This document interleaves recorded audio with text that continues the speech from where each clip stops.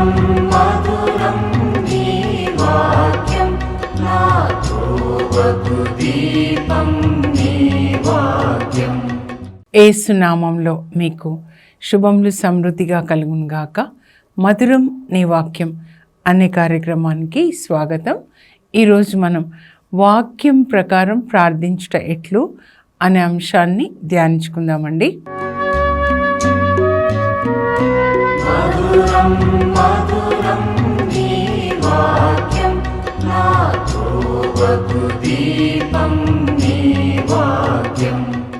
ఏంటంటే పాపు గారు వాక్యం ప్రకారం ప్రార్థించండి, దైవ వాక్కుతో ప్రార్థించుమని పిలుపునిచ్చిన పోప్ అని మెసేజ్ పెట్టారనమాట మన పాపు గారి పిక్చర్తో. అబ్బా, నాకు ఎంత సంతోషం అంటే నేను ఎప్పుడు అందరికీ అదే నేర్పిస్తానండి. బైబిల్ గ్రంథంలో ఏంటి అంటే దేవుడు చేసిన వాగ్దానాలు అన్నమాట. 8500 కంటే ఎక్కువ వాగ్దానాలు ఉంటాయండి. సో అంటే దేవుడు రాసిన వీలునామా అనుకోండి, ఇవన్నీ నేను మీకు చేస్తాను అని వాగ్దానం చేశారు. దేవుడు మనకి వాగ్దానం చేసినటువంటి వాగ్దానాలన్నీ పట్టుకొని మనం ప్రార్థించాలి. యెషయా 62:6లో ఏమని రాయబడి ఉంటుందంటే, దేవుడు మీకు చేసిన వాగ్దానములను ఆయనకు జ్ఞాపకం చేస్తూ ఉండాలి, కానీ మీరు ఊరకుండా రాదు. ఎప్పుడూ వాగ్దానాలు జ్ఞాపకం చేస్తూ ఉండాలి. మనం చూసామా, చిన్నపిల్లలు అనుకోండి, నువ్వు నాకు చాక్లెట్ ఇస్తా అన్నావు, లేదా స్కూటీ అడుగుతుంటారు పిల్లలు 10th క్లాస్లో, నువ్వు పాస్ అయినప్పుడు చూస్తానులే అంటారు కదా.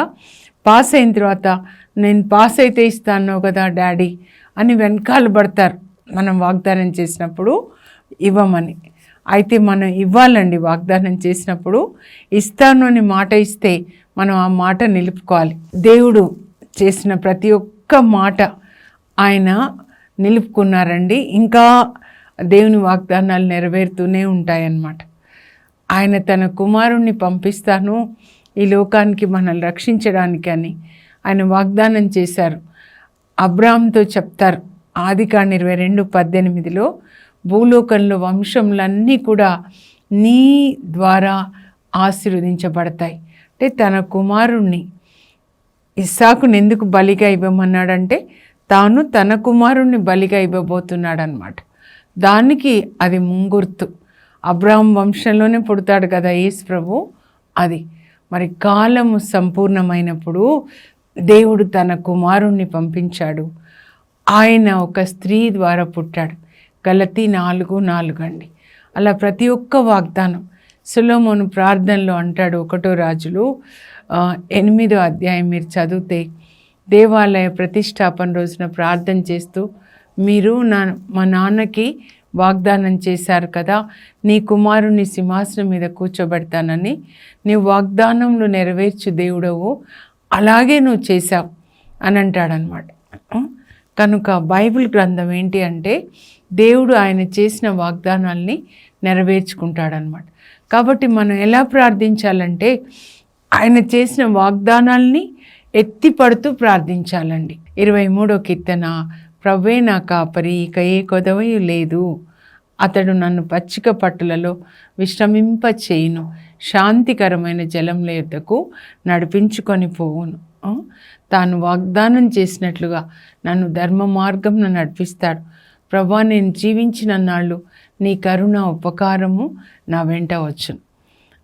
కీర్తన 23 అని చదివిన తర్వాత ఇవన్నీ ఇందులో చెప్పబడిన వాగ్దానాలు మా అందరికీ నెరవేరును గాక, ఈ మాట చొప్పున మాకు జరుగును గాక, ఇలా ప్రార్థించాలి.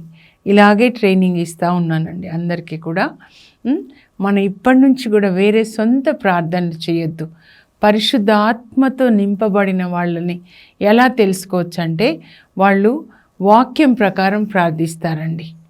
అప్పుడు పరిశుద్ధాత్మనే ప్రార్థిస్తాడు మనలో ఉండి. రోమా 8:26లో పౌలు రాస్తాడు, మనం బలహీనులం కనుక ఎలా ప్రార్థించాలో మనకు తెలియదు కనుక మనలో ఉన్న పరిశుద్ధాత్మ మన ద్వారా ప్రార్థిస్తాడు. రీకా మాషాందురి శకురులిక భాషలో ప్రార్థిస్తాడు, అలాగే మన భాషలో కూడా. మన ప్రార్థన ఆయన పరలోకానికి తీసుకెళ్ళి అక్కడి నుంచి దేవుని దగ్గర నుంచి జవాబు తీసుకొని వస్తాడనమాట. కనుక వాక్యం ప్రకారం ప్రార్థించాలండి. నేను లేవగానే ఏం చెప్పుకుంటానంటే ముందు ఇది చెప్తానండి, మంచం మీదనే చెప్తాను. 3 గంటలకి ఈరోజు కూడా దానికంటే ముందే లేపారు. 2:30 ఆ టైంకి లేపినప్పుడు మంచం మీదనే, ప్రభువా మీరు మాకు మంచి కాపరిగా ఉండండి, మా ఇంట్లో మంచి కాపరిగా ఉండండి, స్కూల్స్లో మంచి కాపరిగా, దేశంలో మంచి కాపరిగా ఉండి అంతా కూడా ప్రశాంతంగా అందరినీ కాపాడండి ప్రభా. మీ శాంతి మా దేశంలో నెలకొని ఉండునుగాక. మీ మహిమతో మమ్మల్ని నింపండి. 119 కీర్తనలో చివర్లో దావీదు అంటాడనమాట, భూమి అంతా నీ మహిమతో నింపబడునుగాక. మహిమ అంటే మంచితనం అండి. సో ఈ లోకమంతా దేవుని మంచితనంతో నింపబడునుగాక. దేవుని యొక్క శాంతి ఎల్లప్పుడూ మనతో ఉండునుగాక. అలా ఆ తర్వాత ప్రభు నాకు బలము, నా కోట, 18వ కీర్తన అండి. నా బలం ఆయన, నా కోట ఆయన, నా కొండ, నన్ను సకల ఆపదల నుంచి కాపాడే దేవుడు, నన్ను కొండ కొమ్మున జారి పడకుండా పట్టుకుంటాడు, నాకు ఎలా యుద్ధం చేయాలో నాకు ఆయన నేర్పిస్తాడు, నా ఇంటి దీపంను వెలిగించువాడు ఆయనే. 18వ కీర్తన పాటలాగా యెహోవా నా బలమా అని పాట. నేను ఎక్కడైనా వాక్యానికి వెళ్తే నాతో పాడడానికి వచ్చిన అమ్మాయికి చెప్తాను, యెహోవా నా బలమా పాడమ్మా అని. నా ఇంటి దీపంను వెలిగించువాడవు నీవే ప్రభా, నా చీకటిని తొలగించువాడవు, నా కాళ్ళకి జింక కాళ్ళకి ఇచ్చిన బలాన్నిచ్చే దేవుడవు, నా జీవం యెహోవా, నా జీవం, నా బలము. 28వ కీర్తనలో ఉంటుందండి. ఏంటి అంటే 7వ వచనంలో, the Lord is my strength and my shield. అలా మంచం నుంచి లేచి కూర్చున్న తర్వాత మనసులో చెప్పుకుంటా అనమాట, ప్రభు నా బలము, the Lord is my strength and my shield, my heart trust in him. పరిశుద్ధాత్మదేవా నీ బలము నా శరీరంలోనికి ప్రవహింపచేయి, నా కాళ్ళలోనికి, నా మనస్సులోనికి. నేను లేచి నిలబడాలి, నడవాలి, బలం దయచేయి ప్రభు. అప్పుడు నాకు తెలుస్తుందండి దేవుని యొక్క బలం ఇట్లా ప్రవహించడం అన్నమాట. మనం అలా నోటితో దేవుని వాక్యాలు, బైబిల్ తీసి పెట్టి, అందుకే ఇప్పుడు కూడా తీసి పెట్టాను అనమాట. బైబిల్ ఇలా తీసి పెట్టి మనం ఆ వాక్యాన్ని నోటితో పలకాలి, హృదయంలో విశ్వసించాలి. రోమా 10:10లో పౌలు ఏమంటాడంటే, ఒక వ్యక్తి హృదయంలో విశ్వసించి నోటితో పలికి రక్షణ పొందుతాడు. అంటే ఇందులో ఉన్న ఆశీర్వాదాలన్నీ పొందాలంటే మీరు హృదయంలో విశ్వసించాలి. ప్రభు నా కాపరి, మంచి కాపరి ఆయన, పచ్చిక బయళ్లలో మనల్ని మేపుతాడండి. గాయపడిన గొర్రెల్ని గుండెల మీద పెట్టుకొని నడిపిస్తాడు. యెషయా 40లో 11లో ఉంటుందన్నమాట. కొన్నిసార్లు నేను కూడా అలాగే అడుగుతాను, గాయపడి ఉన్నప్పుడు, ఇప్పుడు కూడా కాలుకి చాలా నొప్పిగా ఉంది, ప్రభా నువ్వు ఇక్కడ పెట్టుకో, గుండెల మీద పెట్టుకొని నన్ను నడిపించు. వాక్యం చెప్పే ప్రతిసారి కూడా మత్తయి 10:20 అండి ప్రార్థన చేసుకుంటాను. పరిశుద్ధాత్మదేవ యేసు ప్రభు చెప్పారు, తండ్రి ఆత్మ మీ ద్వారా మాట్లాడుతుంది, మీరు మాట్లాడే మాటలు మీవి కాదు అని. కనుక నేను మాట్లాడకూడదు, మీరు మాట్లాడండి. యోహాన్ 7:38 కూడా ఏంటంటే, నన్ను విశ్వసించు వాని అంతరంగం నుండి జీవజల నదులు ప్రవహిస్తాయి. ఇక్కడి నుంచి రావాలన్నమాట జీవం కలిగిన వాక్యం. యెషయా 12:3లో యెషయా ఏం రాస్తాడంటే, మీరు మీలోనున్న బావుల నుంచి, జీవపు బావుల నుంచి మీరు చేదుకోవాలి, నీళ్ళని చేదుకోవాలి.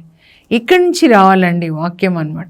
హృదయంలో నుంచి బావిలో నీళ్ళని ఎట్లా చేదుకుంటామో అట్లా వాక్యాన్ని సందర్భాన్ని బట్టి మనము ఆ వాక్యాన్ని నోటితో పలికి, ఇది నాకు చెయ్యండి ప్రభా. నిన్న చాలా పెయిన్ఫుల్గా ఉంది నాకు, హాస్పిటల్కి వెళ్ళాను అనమాట. కాళ్ళు చాలా నొప్పిగా ఉంది. అప్పుడు ఒకటే ప్రార్థన చేసుకుంటా ఉన్నాను, ప్రభా యెషయా 53:5లో మీరు చెప్పారు కదా, ఆయన పొందిన దెబ్బల ద్వారా నాకు స్వస్థత. యేసు ప్రభు పొందిన దెబ్బల ద్వారా నాకు స్వస్థత. అక్కడ వెళ్తే అందరి కొరకు కూడా ప్రార్థించానండి నేను. పెద్ద పెద్ద వయసు వాళ్ళు, మరి కాలు ఫ్రాక్చర్ అయ్యి వచ్చి పెద్దగా అరుస్తున్నాడు ఒక ఆయన పాపం. ఇంకా వాళ్ళు చెప్తున్నారు, ప్రక్కన ఉన్న వాళ్ళు మంచిగా మాట్లాడుతున్నారండి. అందులో ఒక క్రిస్టియన్ రిసెప్షనిస్ట్ చాలా ప్రేమగా మాట్లాడుతుంది. నేను అన్నాను, అరియా క్రిస్టియన్ అమ్మ అంటే అవును అని చెప్తా ఉందన్నమాట. సో ఈయన పెద్ద మనిషి పాపం కింద పడ్డట్లున్నాడు. తీసుకొని వచ్చారు 80 years. ఓ అని అరుస్తూ ఉంటే నాకు మా నాన్న జ్ఞాపకం వచ్చాడు పాపం. వాళ్ళు చెప్తున్నారు, అదేంటి అంబులెన్స్లో తీసుకొచ్చారు కదయ్యా, మరి అది ఎగురుతూ ఉంటుంది కదా, జర్కులు ఇస్తూ ఉంటుంది కదా, అందువల్ల పాపం విరిగిన చోట ఇంకా పెయిన్ అనమాట. సో పసిపిల్లల్లాగా ఏడుస్తూ ఉన్నారు. దేవుడు డాక్టర్స్ ద్వారా కూడా స్వస్థపరుస్తారు. సిరాక్ 38. సో అక్కడ ఉన్నప్పుడు ప్రభా మీరందరికీ కూడా స్వస్థత ఇవ్వండి. పేతురు అత్తమ్మని తాకినట్లుగా తాకండి ప్రభా.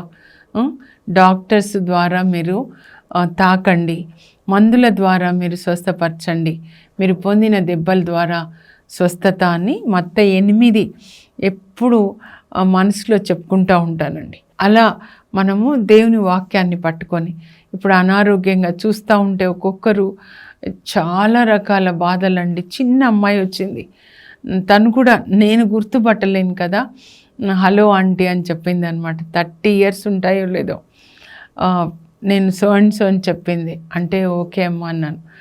ఇక్కడ ఎందుకు వచ్చావమ్మా అంటే డయాలసిస్ అని. చిన్న పిల్ల అండి, 30 years, చుడిదార్ వేసుకుంటే అంత కూడా అనిపించలేదు. వీక్లీ థ్రైస్ వస్తానంటే నా కోసం ప్రార్థించండి అని. వారానికి 3 సార్లు డయాలసిస్ అంటే ఎంత బాధ. తర్వాత కూడా నేను ఆ అమ్మాయిని జ్ఞాపకం చేసుకుంటూ ఉన్నాను అనమాట. ఎంత బాధ, ఇంత చిన్న వయసులో అనేకమైన రోగాలు. కనుక మనము వాక్యం ప్రకారం ప్రార్థన చేయాలండి. అనారోగ్యానికి అవుతే ఒకరోజు మేము అలాగే ప్రార్థించాం. సామెతల గ్రంథం 4వ అధ్యాయంలో 20-22 అండి. అక్కడ దేవుడు మనకి ఏమని చెప్తున్నారంటే, వాగ్దానాలతో పాటు బైబిల్ గ్రంథంలో ఆజ్ఞలు వాగ్దానాలు ప్రక్కన ఉంటాయండి. అది గుర్తుపెట్టుకోవాలి. ఒక వ్యక్తి 2 కాళ్ళ మీద నడిచినట్లే ఒక విశ్వాసి ఆజ్ఞలు వాగ్దానములు రెండింటి మీద నడవాలి. అక్కడ సామెతల్లో 4:20-22 వరకు అండి. ఏంటి అనంటే, కుమారా నా పలుకులు ఆలించు, ఇదిగో దేవుని ఆజ్ఞలు నీ కన్నుల నుంచి ప్రక్కకి తొలగిపోనివ్వకు, దేవుని ఆజ్ఞలు చెవియొగ్గి విను. అంటే అర్థం ఏంటండి? బైబిల్ గ్రంథం చదవాలనే కదా. వాక్యం ప్రకారం ప్రార్థించమంటే వాక్యం తెలియాలి కదా. కన్నుల ఎదుట నుంచి ఏంటండి ప్రక్కకు పోకుండా ఉంది? ఇప్పుడైతే కళ్ళు గుడ్డివైపోతున్నాయి, చెవులు వినబడట్లేదు, బ్రెయిన్ స్ట్రోక్ వస్తుంది. ఏం చూస్తున్నామండి? ఎంత పాపం.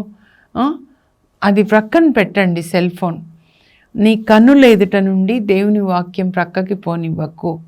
కన్నులు 3 సెన్స్ ఆర్గన్స్. శరీరం అంటే ఈ 3 ముఖ్యమైనవి. హృదయంలోనికి డోర్స్ అన్నమాట ఇవి. నీ చెవి యొగ్గి దేవుని వాక్కు విను, జాగ్రత్తగా విను. ఇది విని కాసేపటికి మళ్ళీ సినిమా పెట్టుకొని 2 చేస్తే ఉమ్మేస్తా అని చెప్తున్నారు దేవుడు. ఈ సంవత్సరం తీర్పు సంవత్సరంగా ఉంటుంది. రేపు మనం ధ్యానించుకుందాం. ఇది కొంచెము అయిపోయింది కదా, తర్వాత మళ్ళీ పాపప్ సినిమాలు ప్రక్కనండి. కొంతసేపు నేను చూస్తాను, కొంతసేపు మాస్ చూస్తారు, కొంతసేపు మళ్ళీ అది చూస్తారు. అంటే రెండిటికి మధ్యలో తేడా కూడా తెలియనంత ఆత్మ చచ్చిన స్థితిలో ఉందా అని. ఇప్పుడు కుష్ఠ ఉంటే సెన్సేషన్ ఉండదండి, శరీరం మీద ఏం పురుగులు పోయినా తెలియదు అన్నమాట. అలాగే ఆత్మ చచ్చిన స్థితిలో ఉంటే, అంటే దేవుని పరిశుద్ధమైన వాక్యం మాస్ చూస్తూ ఉన్నారు, మధ్యలో మళ్ళీ ఇది పెడుతున్నారు, అది పెడుతున్నారు. నాకు అనిపించింది దేవుని ఎంత అవమానిస్తున్నారు వీళ్ళు అని. నువ్వు ఎట్లా ఓర్చుకుంటున్నావు ప్రభా అనిపిస్తుంది కొన్నిసార్లు నాకైతే. అంత అసలు ఒక లెక్కలేనితనం. అలా కాదు, మీరు చూడాల్సింది బైబిల్ గ్రంథాన్ని. కళ్ళు మీకు ఇచ్చింది దేవుని యొక్క సృష్టిని, మహిమను చూడాలి. బైబిల్ గ్రంథంలో యేసుప్రభుని చూడని వాళ్ళు పరలోకంలో యేసుప్రభుని చూడరండి. చెవియొగ్గి వినాలి దేవుని మాటలు, హృదయంలో దాచుకోండి. మీ హృదయంలో, ఇంట్లో లాకర్లో ఇవి దాచుకుంటాం కదా, అలా దాచుకొనండి. అప్పుడు ఈ దేవుని ఆజ్ఞలు మీకు సంపూర్ణ ఆరోగ్యాన్ని ఇస్తాయంట. ఎన్ని మందులు తీసుకుంటాం కదా, జిమ్లు చేస్తాం, ఇవి చేస్తాం, అయినా కూడా ఎందుకు మరి ఈ మందులు ఎక్కువ అయిపోతున్నాయంటే ఈ హృదయంలో దేవుని వాక్యం కాక దయ్యాలు సంచరిస్తూ ఉన్నాయండి. ఎప్పుడు చూసిన సినిమాలు, ఎప్పుడు చూసిన పార్టీలు, ఈ పతంగులు ఎగరేస్తుంటే ఏ మ్యూజిక్ పెడతారు, రాక్ మ్యూజిక్. ఆ డెవిల్ మ్యూజిక్ మన ఆత్మల్ని ముక్కలు ముక్కలు చేస్తుందండి. తేడా కూడా తెలియట్లేదన్నమాట. ఎంత బాధ అనిపిస్తుంది కదా. అలా కాకుండా ఈ సంవత్సరము మరి పాపు గారు, పరిశుద్ధ తండ్రి గారు పిలుపునిచ్చినట్లుగా వాక్యాన్ని చదివి వాక్యం ప్రకారం ప్రార్థించండి. వాక్యం లేకుండా ప్రార్థించకూడదు. వాక్యం ప్రకారం ప్రార్థించినప్పుడు దేవుని యొక్క వాగ్దానాలు మనకి నెరవేరుతాయన్నమాట. ద్వితీయోపదేశకాండ 28 చూద్దామండి. అక్కడ మోషే ఇజ్రాయేల్ ప్రజలకి చెప్తున్నాడు. ఇంకా మోషే టైం అయిపోయింది, 40 సంవత్సరాలు అన్నమాట. అక్కడ ఐగుప్తు నుంచి విడిపించి సినాయి పర్వతం దగ్గర 1 సంవత్సరం రోజులు దేవుడు పర్వతం మీద నుంచి ఏం చెప్తే అదంతా ఆయన రాసుకొని నిర్గమకాండంలో 19వ అధ్యాయం 20లో దేవుడే బోధిస్తారులేండి. 20 తర్వాత అన్నమాట 20వ అధ్యాయం చివరిలో కొండ మీదకి పిలిస్తే వెళ్ళి దేవుడు ఏం చెప్తే అది విని అక్కడ రాసుకొని వచ్చి కింద ప్రజలకి బోధించాడండి. అందువల్లనే మనకిప్పుడు ఇదిగో ఈ గ్రంథాలన్నీ ఉన్నాయన్నమాట. లేవియకాండం అయితే కిందనే బోధిస్తారు దేవుడు గుడారంలో, కనుక అది అక్కడ రాస్తాడనమాట. సో అలా ఐగుప్తు నుంచి సినాయి పర్వతం దగ్గర 1 సంవత్సరం 1 నెల 20 రోజులు, తర్వాత 39 సంవత్సరాలు మరి ఎడారి ప్రయాణం అన్నమాట. ఆ ఎడారి ప్రయాణం చివరిలో 40వ సంవత్సరం 40th ఇయర్లో 11th మంత్లో 1 నెల రోజులు ఇంకా ఆయన మరణానికి ముందు చివరిసారిగా చెప్తాడనమాట. అక్కడ సినాయి పర్వతం దగ్గర దేవుడు ఏం చెప్పాడో అవన్నీ రాసుకున్నాడు కాబట్టి రెండో మారు ఇంకా ఆయన చనిపోబోతున్నాడు కనుక రెండో మారు ఆయన చెప్తారు.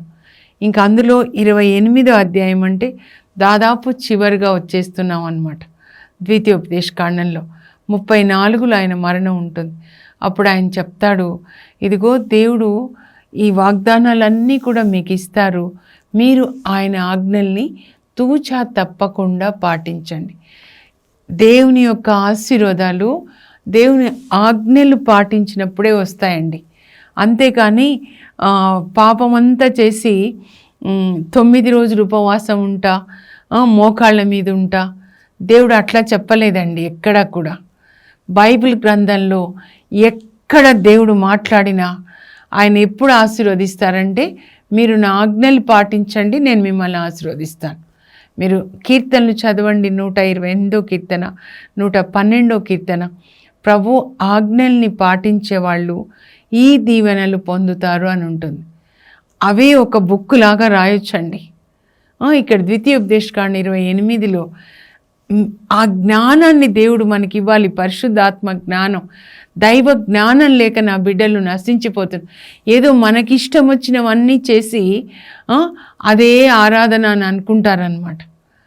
అది ఆరాధన కాదండి. ఆరాధన అంటే దేవుని మాటకు విధేయించుట. అబ్రాహాము ఆరాధన మనం ధ్యానించుకున్నాం కదా, దేవుడు చెప్పినట్లుగా చేశాడనమాట. అందులో కూడా మామూలు చెప్పడం కాదు, ఇది విడిచిపెట్టు, మీ తండ్రిని విడిచిపెట్టు, ముందుగా మీ పుట్టింటిని విడిచిపెట్టు, చుట్టుపక్కల విడిచిపెట్టు, ఆ తర్వాత లోతును వేరు చేస్తాడు, ఇష్మాయిల్ని పంపించేసాయి, ఇస్సాకుని ఇచ్చేసాయి, అన్నీ కూడా విధేయిస్తాడండి. Always Abraham is as master to God. మనం కూడా ఎస్ మాస్టర్ టు గాడ్ అని అలా జీవించాలి. కానీ as master to my body, నా శరీరం ఏం కోరితే అవి చేస్తా, నా కన్నులేం కోరితే అది చేస్తా అంటే సొలొమోన్ రాజే ఒక ఉదాహరణ అన్నమాట. ఒక హెచ్చరికగా బైబిల్లో ఉన్నాడు. రేపు మనం ధ్యానించుకుందాం బైబిల్ గ్రంథము, తీర్పు గ్రంథం, ఆది గ్రంథం నుంచి ప్రకటన వరకు ఎలా ఒక్క దేశం మీద, ఒక వ్యక్తి మీద దేవుని యొక్క తీర్పు వచ్చిందో ఈ సంవత్సరం అది చాలా చాలా మనం చూడబోతున్నాం. దేవుని యొక్క ఉగ్రత దుష్టుల మీద కుమ్మరించబడబోతుంది ఈ సంవత్సరం అన్నమాట. ఇప్పుడైనా కూడా మనము దేవుడు ప్రతిరోజు క్షమిస్తాడండి. ఆయన వచ్చే వరకు, యేసుప్రభు వచ్చే వరకు కృపాయుగం అన్నమాట ఇది. కనుక ప్రతిరోజు ఒక ఛాన్స్ మనకి, మనం బాగుపడ్డానికి అన్నమాట. కనుక చదవండి, కూర్చొని, కన్నులున్నాయి, చదవచ్చు. బైబిల్ ఎందుకు చదవకూడదు? వేరే పేపర్స్ అంతా చదివి అది అక్కడ అట్లా అయింది, ఇక్కడ యాక్సిడెంట్ అయింది, ఈ రాజకీయ నాయకులు ఇలా, మనకెందుకండి వాళ్ళతో? నీకు నీ పిల్లలు, నీ భార్య, నీ భర్త నీకు ముఖ్యం. నువ్వు ఎక్కడికి వెళ్తావు చనిపోతే? అది ఆ తీర్పులో నువ్వు గెలుస్తావు, అది చూసుకోండి. ఇతరులు వాళ్ళ గురించి వీళ్ళ గురించి ఎందుకు మనకి? దానికి ఎవరిని తీర్పు తీర్చొద్దన్నారు. మీరు అది చదువుకొని అలాగే ఉండాలి. మత్తయి 7:1 పరులను గురించి తీర్పు తీర్చకండి. తీర్పు తీర్చడానికే యేసుప్రభు రాబోతున్నారు. దేవుడు ఆయనకే ఇచ్చారు తీర్పు తీర్చే హక్కు. ఎందుకంటే ఆయననే సిలువలో మనందరి కొరకు మరణించాడు. కనుక he alone has right. God has given authority to Jesus Christ to judge everyone. అందుకే మేము చెప్తాం కదా, తీర్పు తీర్చడానికి రాబోతున్నారు అని. ఇప్పుడు ద్వితీయోపదేశకాండ 28కి వస్తే, మీరు నా ఆజ్ఞలు పాటిస్తే ఈ దీవెనలు మీ మీదకి వస్తాయి. ఎక్కడున్నాయి ఆజ్ఞలు? మీరు నిర్గమకాండం 19వ అధ్యాయం నుంచి చదవండి. నిర్గమకాండంలో ఉంటాయి. ద్వితీయోపదేశకాండంలో కూడా 5వ అధ్యాయం నుంచి ఉంటాయి. ఎందుకంటే అక్కడ నిర్గమకాండంలో ఏం చెప్పాడో ద్వితీయోపదేశకాండంలో కూడా అదే చెప్పాడనమాట. ఈ ఆజ్ఞలు పాటిస్తే, ముఖ్యంగా నిర్గమకాండ 20, ద్వితీయోపదేశకాండం 5 పాటిస్తే ఈ దీవెనలు వస్తాయి. నేను మీ పంటలు దీవిస్తాను. ఎంత విత్తనాలు వేసాము, అదేంటి మందు వేసాము, మళ్ళీ అంతా పంట కోసే టైంకి ఆ చీడ పురుగు పట్టిపోయింది. ఎందుకు? యోవేలు 2లో చెప్తారనమాట. మీ పొలాలు, మీ పంట, మీ పిల్లల్ని దీవిస్తాను, మీ పనులు దీవిస్తాను. మీరు తలగా ఉంటారు, తోకగా ఉండరు. ఒకరికి అప్పిస్తారు కానీ అప్పు తీసుకోరు. ఇవన్నీ కూడా మీ మీదకి వస్తాయి అని దేవుడు చెప్పారనమాట. కనుక ఈ సంవత్సరం మత్తయి సువార్త సంవత్సరం అండి. మత్తయి సువార్తలో యేసు ప్రభు పరలోకం నుండి దిగొచ్చారు. వెంటనే సిలువలో మరణించడానికి కాదు, దేవుని బిడ్డలు ఎలా ఉండాలి అని ఒక మనిషిగా పుట్టి, మనిషి ఎలా దేవుని చిత్తం చేయాలి యేసు ప్రభులాగా, అలాగే పొరుగు వాళ్ళని ఎలా ప్రేమించాలి. 2 మాటలే, దేవుణ్ణి ప్రేమించాలి, పొరుగు వాళ్ళని ప్రేమించాలి. పొరుగు వాళ్ళలో దేవుణ్ణి చూడడం నేర్చుకోవాలి అన్నమాట. మత్తయి 5, 6, 7 అధ్యాయాలండి. అందులో 5లో అష్టభాగ్యాలు ఉంటాయి. 8 రకాల మనుషులు పరలోకానికి వస్తారు అని ప్రభు చెప్పారు. 5, 7, 8, 9 పిల్లలకి ఎప్పుడు చెప్తాను నేను, అంటే స్కూల్ పిల్లలకండి. అంటే అందరూ ఉంటారు కదా, అందరి కొరకు దేవుడు, అందరికీ ఒకే దేవుడు, మానవులందరికీ ఒకే తండ్రి, ఒక మతానికి కాదు దేవుడు. దయామయులు ధన్యులు వారు దయను పొందెదరు. ప్రభువా దయ చూపించండి అంటే మీరేం చేయాలంటే మీ చుట్టూ ఉన్న వాళ్ళకి మీరు దయ చూపించండి. అప్పుడు వెంటనే ప్రభు దయ చూపిస్తాడు. తర్వాత హృదయ శుద్ధి గలవారు మీ హృదయంలో మలినం ఉండకూడదండి. పాపము కన్నుల ద్వారా, చెవుల ద్వారా, నాలుక ద్వారా లోపలికి వెళ్ళకూడదు. పరిశుద్ధంగా ఉండాలి కన్నులు, చెవులు, నాలుక, ఆలోచనలు, మనస్సు. అదనమాట. తర్వాత శాంతి స్థాపకులు ధన్యులు. మనం ఎక్కడ ఉన్నా కూడా ప్రపంచంలో ప్రతి ఒక్కరండి, నాయకులు కావచ్చు, వాళ్ళు దేశ నాయకులు ఎవరైనా సరే, పైనుంచి కింది వరకు అందరూ శాంతిగా నివసించడానికి మనం పంచాలన్నమాట. సో ఇట్లా వాక్యం ప్రకారం మీరు ప్రార్థించుకోవాలండి. 128వ కీర్తన టైం అయిపోయింది, కానీ భార్య భర్తలు ప్రతిరోజు పడక మీద ఆ కీర్తన చెప్పుకోవాలి. ప్రొద్దున కీర్తన 23, రాత్రి 91, తర్వాత అంతా ఆ కీర్తనల గ్రంథం అంతా కూడా ప్రార్థనలే కాబట్టి దాన్ని మనం చదువుకోవాలండి. ఇప్పుడే కుసుమ సిస్టర్ చెప్తా ఉన్నారు, అక్క అసలు ఎట్లా అయిపోయింది, ఎవరికి చెప్పడానికి కూడా లేదు. విల్లాస్లోకి వెళ్ళిపోయినారు మాకు తెలిసిన వాళ్ళు, కుక్కట్పల్లిలో ఉండేవాళ్ళేమో, ఇంటికి చర్చికి దగ్గర అక్క. వెళ్ళిపోయిన తర్వాత ఎవరి రూమ్ వాళ్ళది, భర్తది వేరే రూమ్, భార్యది వేరే రూమ్, పిల్లలది వేరే రూమ్ అంట. భర్త చనిపోయినాడని మరుసటి రోజు వరకు వాళ్ళకి తెలియలేరు. ఏమైపోతుంది కదా కల్చరు. అలా వద్దండి. అందరూ కలిసి ప్రార్థన చేసుకోండి, కలిసి భుజించండి, కలిసి నిద్రించండి. అక్కడ దేవుడు తన దీవెనలు కుమ్మరిస్తారు. 133వ కీర్తన. అందరూ కలిసి ఉన్న చోట ఆ ఇంట్లో యేసు ప్రభు మంచి కాపరిగా ఉంటారు. ప్రార్థన చేసుకుందాం. పరలోకపు మా తండ్రి, నీ పరిశుద్ధ నామమునకు స్తోత్రం కలుగును గాక. పరిశుద్ధ ఆత్మదేవ, మా మనోనేత్రములు తెరవండి. పౌలు ప్రార్థించిన విధంగా ఎఫెసీ 1:18 బైబిల్ గ్రంథంలో యేసుక్రీస్తు వెలుగును చూచునట్లుగా పరిశుద్ధాత్మదేవుడు మా మనోనేత్రములను తెరచునుగాక. ప్రభా, ఈ సంవత్సరం వాక్యం ప్రకారం ప్రార్థించేటట్లుగా బైబిల్ చదువుకొని ఆ వాక్యంలో నుంచే ప్రార్థన వచ్చేటట్లు, కళ్ళు మూసుకొని కాదు ప్రభా, కళ్ళు తెరిచి బైబిల్ చదువుతూ ప్రార్థించుకునే కృపని పరిశుద్ధాత్మని అందరికీ దయచేయండి. యేసు నామంలో అడుగుచున్నాం తండ్రి, ఆమెన్. పరిశుద్ధాత్మదేవుడు మీ మనోనేత్రములను తెరిచి బైబిల్ గ్రంథాన్ని చదివి దాని ప్రకారం ప్రార్థించే కృప మీకు దయచేయను గాక. God bless you. Have a blessed day.